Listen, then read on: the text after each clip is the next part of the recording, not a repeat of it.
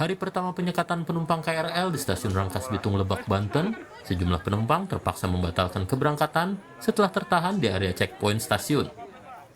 Para penumpang ini gagal berangkat karena tidak dapat menunjukkan kelengkapan surat tanda registrasi pekerja atau STRP ataupun surat tugas dari perusahaan yang merupakan syarat dokumen perjalanan KRL selama pemberlakuan PPKM darurat. Sejumlah penumpang mengaku belum mengetahui harus membawa STRP untuk melakukan perjalanan menggunakan KRL. Petugas tak berkompromi dan para pengguna komuter ini pun harus membatalkan perjalanan ke tempatnya bekerja. Harus ada surat, ini katanya surat tugas dari perusahaan, kalau enggak dari RT RW. Oh gitu. Iya. Sebenarnya tahu belum sih? Nggak tahu, nggak ada pemberitahuan kan hari Senin. Biasa kalau kerja di mana, Kak? Saya di Kebonanas.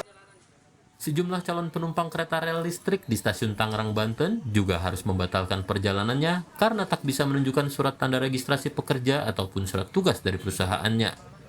Mereka pun harus kembali ke rumah.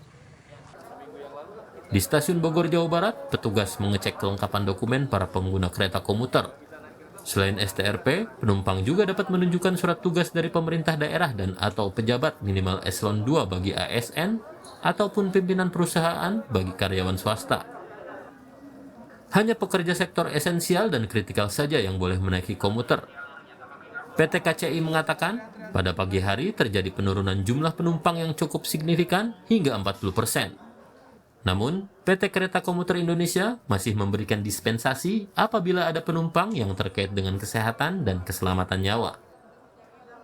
Kita kalau misalkan melakukan pengecekan itu antara salah satu STRP, kemudian surat keterangan dari tempat kita bekerja atau perusahaan atau instansi, kemudian surat keterangan dari Pemda setempat.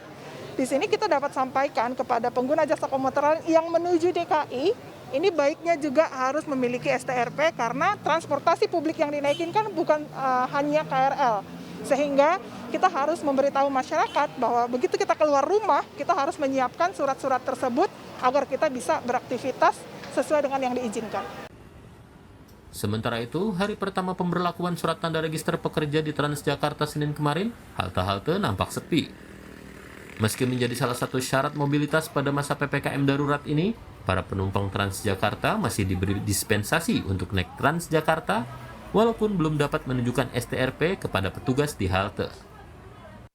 Warga sebenarnya cukup mendaftarkan diri untuk mendapatkan STRP lewat situs milik Pemprov DKI Jakarta, JakEvo.